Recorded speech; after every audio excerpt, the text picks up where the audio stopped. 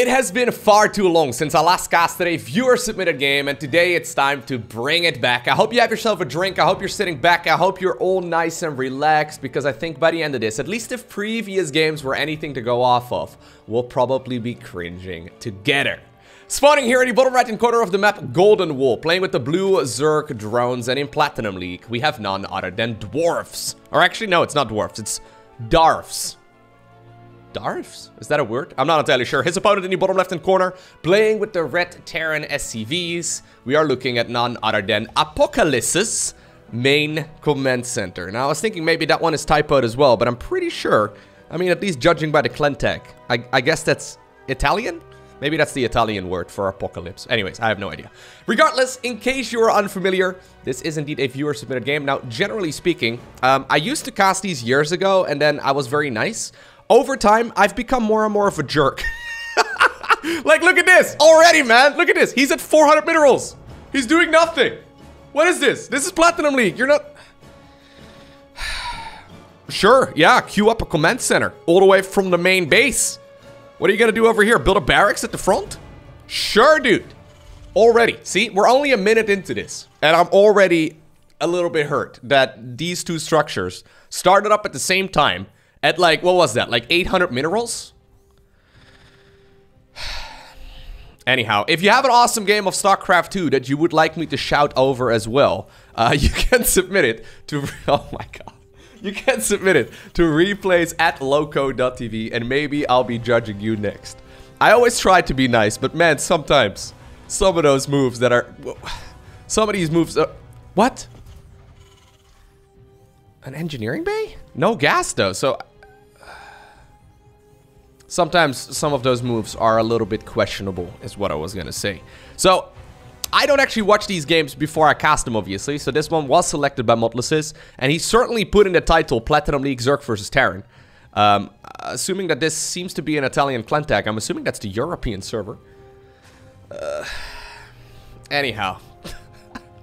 We've been looking at the Terran player so far. Let's have a look at what this... Look at that hatchery skin, by the way. Someone pointed out with this hatchery skin, and you're gonna hate me after this, so be prepared, that it kind of looks like a butthole on top of the hatchery with this skin. And there's like smoke coming out of it. Ever since then, I can no longer use the classic skin. It's a little bit sad. But it really does look like at least some sort of sphincter. Anyway, Baneling Nest is coming up, so okay. I've got a feeling here Mr. Darfs is not injecting his bases, so whatever Baneling bust he's got in mind for us is not gonna do... Oh my god, please. Dude, oh.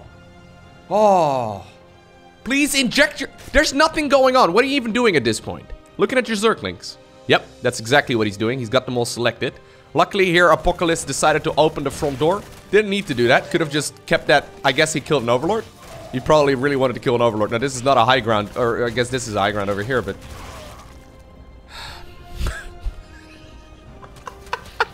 Oh, I'm sorry, man. This is gonna be one of those casts where I am gonna be very upset by the end of it. So link speed finishes, and Mr. Darfs would have won this game right here, right now, if he just injected his queen. Oh, dude, what is? You have energy for 3 injects. Imagine, hypothetically speaking, he would be able to spend his 1,000 minerals or something that he's got right now. This would just be game over, literally. I mean, it would not have been over if Apocalypse decided to just leave the barracks in the wall. But, anyways, I'm trying to decide why there's an engineering bay. I thought maybe it's gonna be a very quick planetary fortress, but then he upgraded them both to orbital commands. Additional Zerglings are coming up. Third hatchery has also been planted down. Injects are now being utilized. Lair starts up as well, because he's like, God, what do I do with all these resources? One Marine, for some reason, is out of the wall. But, I mean, at this point, it should be easily defended, right? Look at that. Double depot, double barracks, even a command center as a second layer to the wall of engineering bay. I mean, this is gonna take like 12 banelings to go through. So this should be absolutely shut down. Should be a nice position right here for the Terran player to actually just transition into a nice little situation where he can macro... Dude, oh my... Bro! No! Oh, no. Are you for real? What was that? He really hates overlords. This man, I don't know why, but he really hates overlords. The reason why you don't really see them lifted like that is...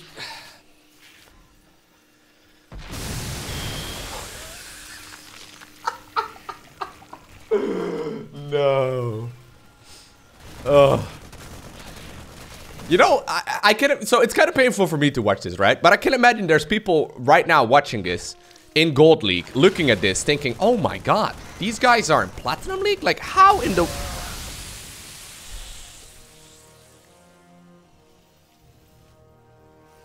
I don't know what to tell you, man.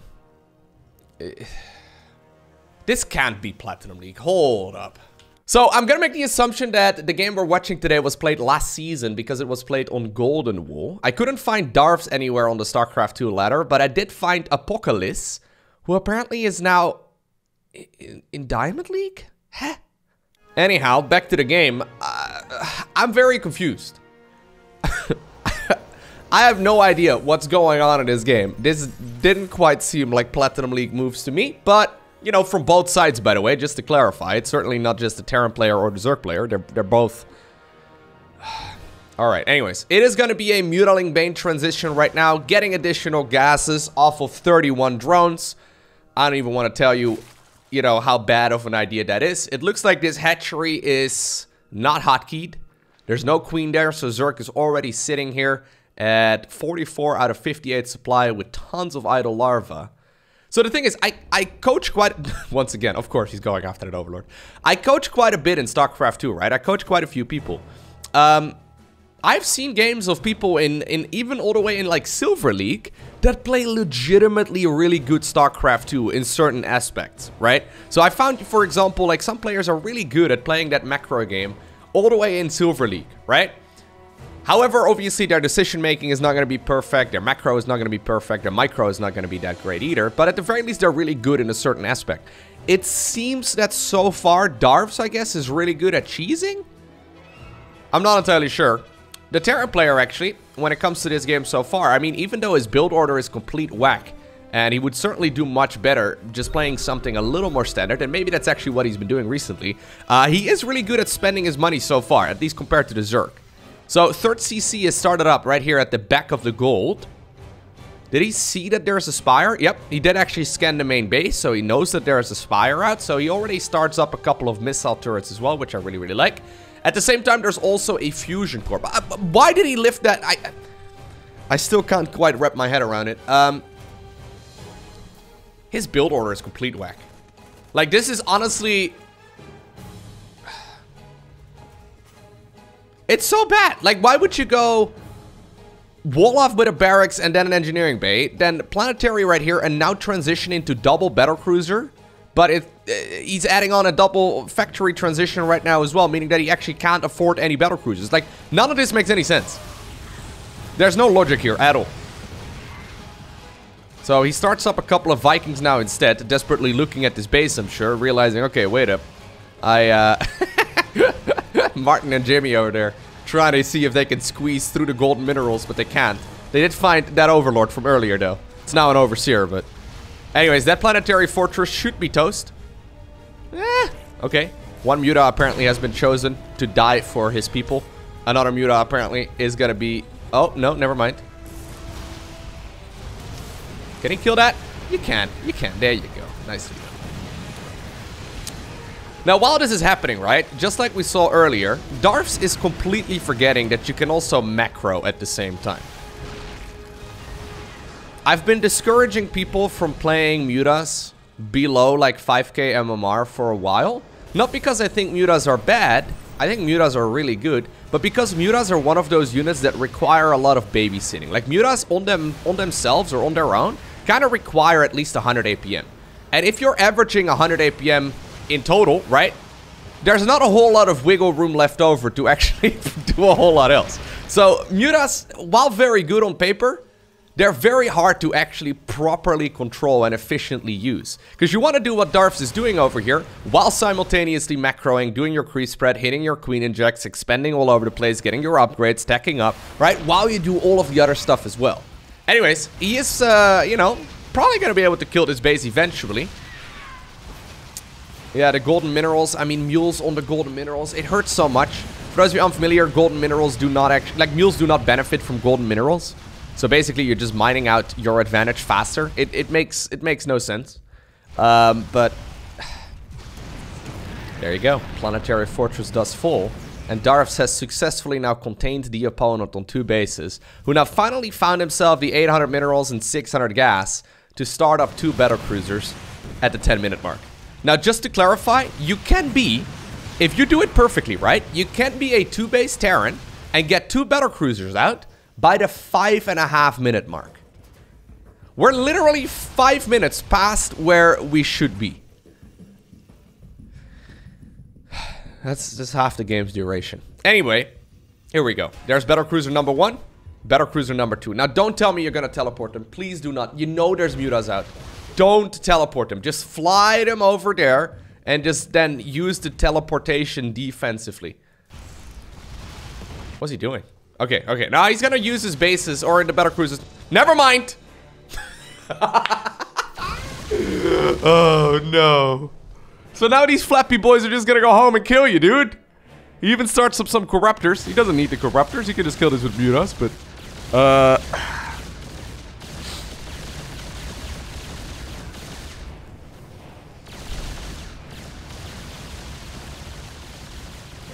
there's the flippy flappies. They're going to be able to kill those battle cruisers very, very easily. No micro on the mutas, but I can excuse that. Although I don't know what the Terran or what the Zerk is in the meantime doing, because he is all the way up to 4,000 minerals off of just 59 drones. What I also have to keep in mind, right, is whenever I cast a game like this, one of these 2 players send it to me, right? So either they don't mind me being a jerk to them, and they may enjoy, you know, me criticizing their game, or they think this is a really good game, and this is like a really good showcase of their current skill level. I'm okay with option 1, but I'm a little concerned that at some point I'm gonna like offend someone for sending over a game like this. And, you know, them thinking it was a really good one, but then if you have someone who's a neutral observer watching it, yeah, it might, you know, oh god, it might show you that maybe the game wasn't as amazing after all. So after the first 2 battle cruisers died, we see additional BCs now being produced. I do like the fact that he's going for a Thor at this point. Natural expansion is going to mine out, so Terran is going to be able to now grab this base here in the back. See, you need to have a plan. When you play StarCraft 2, one of the worst things you can do is just kind of sit there and do a whole lot of nothing. So I heard the beeps right there. Apparently this is wave number 2 on these battle cruisers. Now obviously at this point there's going to be even more air units for the Zerg, so I'm not sure exactly what he's trying to achieve. Zerg player decides to all army hotkey right now, sends in the Zerglings together with the mutas and the corruptors on the battle cruiser. Is he going to get a Yamato off? He will, so he killed 1 corruptor there. Nicely done, dude. But I feel like you did the Zerg player a favor by killing some of his drones, because that way, at the very least, his mineral count is not going to go up nearly as quickly anymore.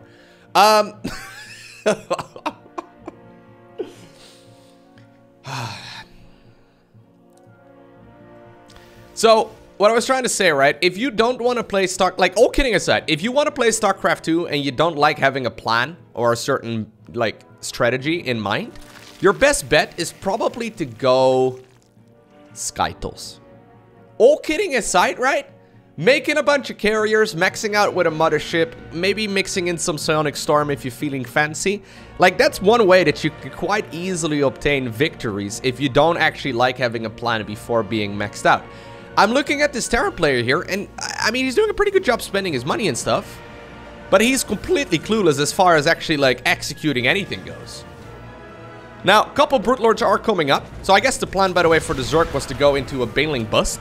Which, yeah, I mean, should never really work, honestly, if the Terran follows a good build. Now, if this is the average Terran player you play, I guess, you know, Baneling bust will do the trick quite well. Anyhow, the Thors at this point have joined in the fray as well. Thors obviously fantastic when it comes to dealing with air units. They do need some repairs, ideally. 2 additional BCs are coming up. He's actually adding on 4 Vipers as well, which I do like. I mean, Darf's kind of strikes me as a MOBA player. You know what I mean? Like, he's very focused on actually, like, doing things with his units, which I like. But then he's not actually producing any additional stuff at home. Like, right now, he just produced 50 Zerglings, and he's still sitting at 5,000 minerals. I mean, obviously, right now, he's maxed out, so I guess we can, you know, we can criticize it a little bit less. But imagine if he would have actually spent his money at a certain point in the game, like at literally any point. I feel like he could have just overwhelmed all of this very easily. Now, apparently, the Terran player decided, you know what? This is the moment at 99 supply that I'm gonna give away all my units. And he did successfully do exactly that. Well done. I like how yesterday I posted a video where I put as the thumbnail Game of the Year. And then today... today, in stark contrast, we have the opposite. It does kind of put in perspective, though. Like, I guess that's one thing that a lot of these games do. It does put in perspective how good those top-level pro gamers actually are. Because they're so ridiculously good at playing StarCraft. It's actually insane. Now, why does Terran have so little stuff? Nice abduction there, by the way. A lot of Widow Mines. But, like, why does he have so little? Oh, Blinding Cloud on the Zerglings and the Widow Mines. Neither of them is affected by Blinding Cloud, but that's okay.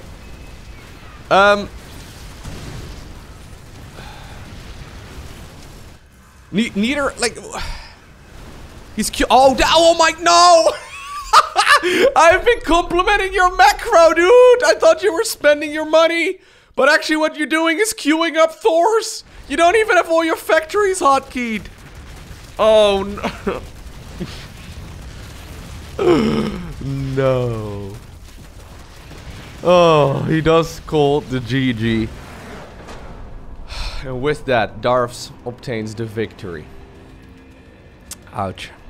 Alright, you know what? Let's do one more, just because I kind of feel like it. What I've got for you right now is a Diamond League match of Protoss versus Protoss. Spawning here in the top left-hand corner of a Romanticide, playing with the blue Protoss probes, we are looking at none other than Oder times main Nexus. Oder time. A little bit of a disturbing name. His opponent in the bottom right-hand corner. Ooh, joined right there by the Total Biscuit hat, right over there. Man, that takes me back a while. But anyways, playing with the red Protoss pieces, we have none other than a Legion. Alrighty, so let's figure out what ends up going down in this particular PvP. Now, by the way, if you do decide to submit a game to me, just... Aw. It's like they kissed! That was beautiful. Hold up, I want to see that again. What are the odds of this happening? Look at this. That's beautiful. Smack! Social distancing apparently does not apply in PvP, okay? I guess these probes are, you know, in metallic suits as it is, right? So it's probably fine. Anyways, oh, right, yeah, so if you do decide to submit a game to me, please know that I might very well critique your game more so than you would like me to. Just be prepared, okay? Be prepared. I know Winter does a series called Angry Coach. I don't think I'm quite at that level, but maybe, you know, as I cast more and more of these, at some point it will spiral out of control as well, and I'll end up in a similar situation. Like, for example, where's the Cybercore? Hello, Mr. Oder time. Everything you do... Hello, do you guys not like Cybercores? Everything you do in this matchup kind of hinges on your Cybercore timing. There it is. Oh. So honestly, okay. So if I can be really critical, right? When your Cybercore is this late, you can literally just get killed by a bunch of Stalkers. Like, all you need to do is just send a couple Stalkers across the map at this point. If your Cybercore were to be correctly timed, you'd probably win, or at least deal a lot of damage. Like, you can chrono boost out like 4 Stalkers. Anyways, Loko, don't get too technical, okay? Don't get too technical. StarCraft 2 though, and this is one of the critiques that a lot of people have, especially when you first get started. It's a brutal game, dude. It's a very brutal game. One mistake can cost you the game very easily. Now, Legion decided to go for a little pylon block over there. He already did sneak out a probe though. Oder time, that is, so this shouldn't really be the end of the world. He did decide to go for the second pylon in the main base. Second pylon in the main base for Legion as well, who decides to go for a shield battery and then a Stargate. This shield battery timing over here is like, okay, I've gotten too many units in my base too many times. It's a little early here to deal with an Oracle or something along those lines, but at the very least, he won't be taking too much damage. And I actually don't mind that, okay? Like, I know I make fun of a lot of stuff, but I actually don't mind a shield battery earlier than you ultimately need it. It's the same for, like, Zerg versus Protoss or whatever, right? Like, making blind spore crawlers, while technically an unoptimal move, it's, you know, better than taking a lot of damage. Even if your opponent is not going for a Stargate or a Dark Templar opener, for example, in ZVP, right? Like, you're still better off doing so. Anyways, no, please, pylon. Okay, so Stalkers in the meantime just walked into the main base. At the same time, the Adepts also did the exact same thing on the other side of the map. Recall being utilized there on those two Stalkers, even though I'm pretty sure they could have stuck around for a little. That's okay. That's all right. And just like that, both players take a little bit of damage. It's common to leave a probe on idle over here just to complete the wall off. Like, you can see that some of the things are really well in place, and then other things are just kind of like, eh. That's the best way to describe it, okay? 2 out of 3 probes. Oh, there you go. He noticed it. But yeah, some things are just kind of eh, and it's just not ideal. But I think everything will be alright here as we move along. So, Ottertime scouted his opponent's Stargate. Apparently, it's going to be a Void Ray first. Second Void Ray as well. Not really sending anything across the map. And it looks like both players are just expanding from here. Robo and a Gateway now is a follow-up as well. And I think we're at a bit of a lull in this particular match. There's, okay, a straight Fleet Beacon. So, Legion is probably not going to be doing too much here for the foreseeable future. Maybe he's just gonna, like, do a little bit of poking and prodding over here. This seems kind of brave when you know your opponent has at least 4 Stalkers out, but... yeah, 4 at least. A little bit ambitious, because he doesn't know the tech route, right? Like, say, for example, this would have been a Twilight Council opener here. He didn't see that structure, did he? No. So, it could have been a Twilight Council opener, and then Blink would absolutely murder both of these Void Rays, and then once again, you just lose. Risky scenario, but I guess he's gonna try to make the best of it. I guess maybe there's some dead space where you can back up into, but Blink Stalker are pretty fast. Alrighty, so he's just gonna go straight into the speed upgrade. Now, nice scout here by Ottertime. Does figure out exactly what's happening. He did make the expansion here as well. Is he gonna be able to keep it up? I mean, 2 Void Rays do kill structures pretty quick, but I think that these Stalkers should be more than enough to get rid of it. He decides to go in at strangest angle ever. Sadly, not continuous pro production here for either player for a while now. So, he's actually oversaturating the main base. But, yeah, these Voids are probably not going to be able to get too much done. Yep. They're just, making a victory laps around the map. Alrighty, I think I'm going to speed up the replay a little bit. Because it looks like we are at a point where neither player is really going to do all too much. Oh, he is going to just move across at this point, apparently, already. So, let's see how this goes from here. We're back down to normal speed. Not entirely sure exactly what you would go for, though. Because, I mean, it's just more Void Ray production. I guess with shield batteries you can hold for a while. But Stalkers are probably going to be able to just target fire down the pylon, right? And then that's going to be it. There you go. Nice decision making there. There's Prismatic Alignment being activated as well, up in the air. Another Void Ray came in from the main base. Now, honestly, Void Rays, yeah, they don't mess around, man. I'm not quite used to seeing Void Rays this often in all of the different matchups. Even though they technically were countered there quite well, Void Rays still are... Okay, well, except for that guy. Damn, they're so fast. I haven't seen too many of these games, right? But I'm kind of expecting that... especially players in like... so... It seems like Void Rays are extremely popular right now at, like, Diamond League and all the way up to, like, the tippity top of the skill level, right? They already always were popular in, like, Gold League and below. I'm curious to see how those games are. Like, for those of you that play around, I would say, like, Bronze, Silver, Gold. How often do you see Void Rays from Protoss? Because it feels like such a no-brainer. Like, Void Rays are absolutely fantastic at everything, right? I mean, they're not completely fantastic at everything, but I mean, at that level, they're going to be pretty much unstoppable, right? Now that they're cheaper, they're faster, they have a good upgrade at the fleet beacon. I mean, seems like a no-brainer to me to just mass Void Race. So, what I said earlier in the previous game about if you want to play a very passive style, just maxing out on like a lot of Void Rays on 2 bases seems like a pretty good way to go, right? You're going to be able to max out pretty easily. Anyways, it's going to be a mothership right now as a follow-up. Since we are once more at a bit of a lull in the game, I'm going to speed up the process. Third Nexus is coming up. Now look at, by the way, how these players are macroing this so far. Significantly better than what we saw previously. Blink is done at this point. Cancels the 3rd base. So that's good. Not too many minerals lost, but now the mothership is out. Don't know exactly how this is going to go right at this point, though. Do you already want to push out right as the mothership spawns? I'm not entirely sure if you do. Like, you probably just want to use it, right? To, like, take a 3rd base. Yeah. Use that cloaking field that it provides to just continuously expand. I mean, you can go for a move out if you want to, but it seems like such a gamble to me. So he finds a Warp Prism. Ooh.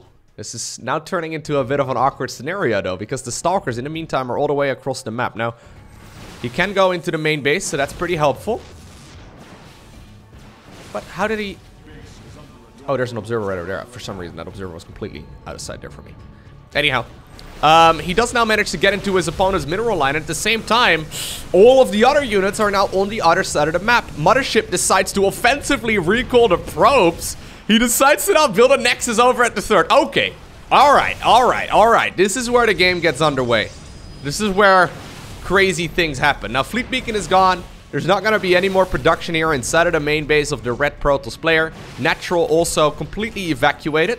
A couple of the Zealots apparently, though, are charging at the probes in blue, as Legion is going to eventually finish up this 3rd base, but I've got a feeling that that one never really will finish.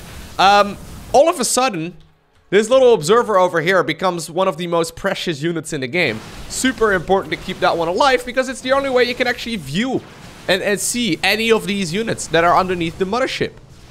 I mean, you can obviously target fire down the mothership, but at that point you're just gambling. Not a very good idea. Legion does decide to start up a couple of gateways. I think he needs to start up a follow-up as well, like a cybercore or anything along those lines. Probably not a bad idea. He doesn't have the money for it anymore, though. Yeah, decides to go for a shield battery instead. I don't mind that idea.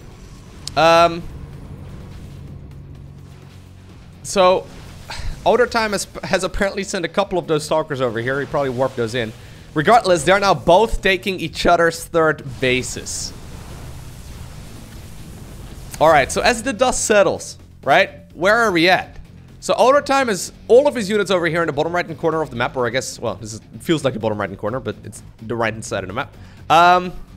Legion is now apparently still trying to get that carrier out, but I mean, that one is probably never going to finish. Should probably cancel that, because that opens up a lot of additional resources for him. It's kind of funny, actually, if Overtime decides to kill the Stargate. I mean, he never knows, obviously, how close that is to finish, or to finishing, but that'd be pretty neat. Just takes a pylon power there for about 1 second, or even a Warp Prism if you want to get really fancy. +1 flyer upgrade's also not going to finish, so as far as upgrades go, let's have a look. Yeah, so there's no Forge upgrades or Cybernetics Core upgrades other than the Warp Gate, right? So, this is a bit of an awkward scenario. I love it. Alright. So both players have now taken the opponent's side of the map. Who's ahead, though? See, these are fights that are difficult for me to gauge as well, because I've seen many engagements in Protoss versus Protoss many times before, but not really ones where, like, we see this many Void Rays. It feels like these Stalker army, like, this Stalker army is way more powerful, right?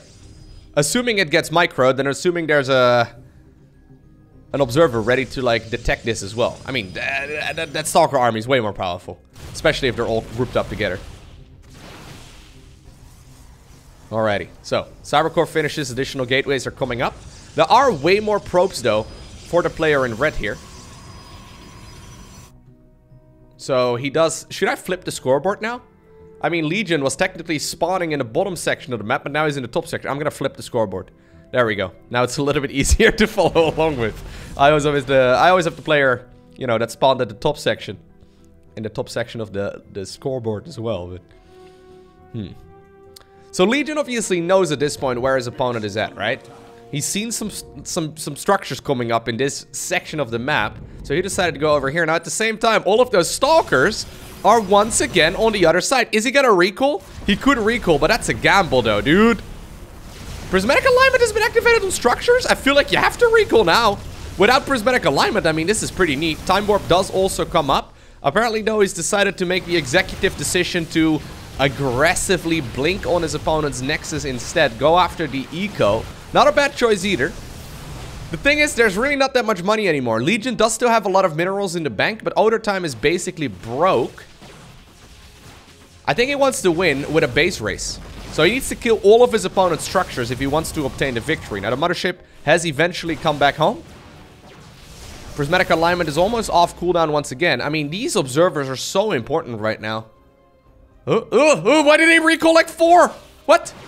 I guess he really wanted to keep that Nexus alive. That's actually really good. I thought that Legion actually had already killed that one. There's still a bunch of probes there in the top right-hand corner. Well, I guess now all of a sudden Overtime came out ahead from that exchange, right? Because the worker count has been evened up quite a bit. This is cool.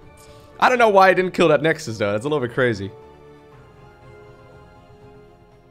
Yeah, I'm not sure. Please cancel those probes, by the way, and then, like, make a pylon. That'd be neat. Okay. So this Skytle's army is gaining value. He's only lost 2 Void Rays throughout this game. Wait. Are both of... No, he's good 4. Okay, I was gonna say. I thought for a second both of the observers were across the map, but there's 4 of them in total. Once again, though, are we going in for wave number 2? Because Legion, once again, is on the right-hand side of the map, and Overtime is on the left. I feel this is a deja vu right over here. We've just seen this. Okay, so the Stalkers blink towards the high ground. And once more, we do we do see the Protoss Air Army making its way towards the other side. This Nexus is certainly going to be toast. That Nexus is certainly going to be toast. Probes apparently are sacrificing themselves for the greater good as well, though. They do just... Oh, nope, never mind. They decided to run for a little bit. You do need to make sure you have some structures out, though. At this point, yeah, there's only 2 pylons that remain. One of the pylons being in the top right-hand corner and an assimilator, but that one's going to go down. So this is going to be the final structure here of the Protoss player in blue in just a second. The same can be said right here, though, for the player in red. I mean, he does have still... Oh, you know what? Yeah, he does still have a couple of things in the bottom right. Now, in just a little bit... Actually, yeah, he's already being revealed. In just a little bit is what I was going to say. The player in blue is going to be revealed, right? So, Legion at this point knows that this is the final pylon. At this point, apparently, it's a race to who can get to that pylon faster. You gotta blink! You gotta blink! Get over there, Overtime! Oh, he gets there, he gets there, he gets there. He's just now right-clicking on it, though. Is that gonna be enough? I'm not entirely sure. Yeah, I think it is. I think it is. Oh. I think if he would have blinked on cooldown, though, when he was running over to this direction, would he not have been okay?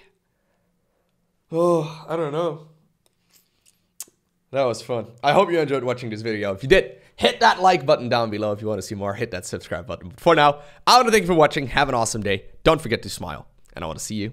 And I will see you once again in the next one.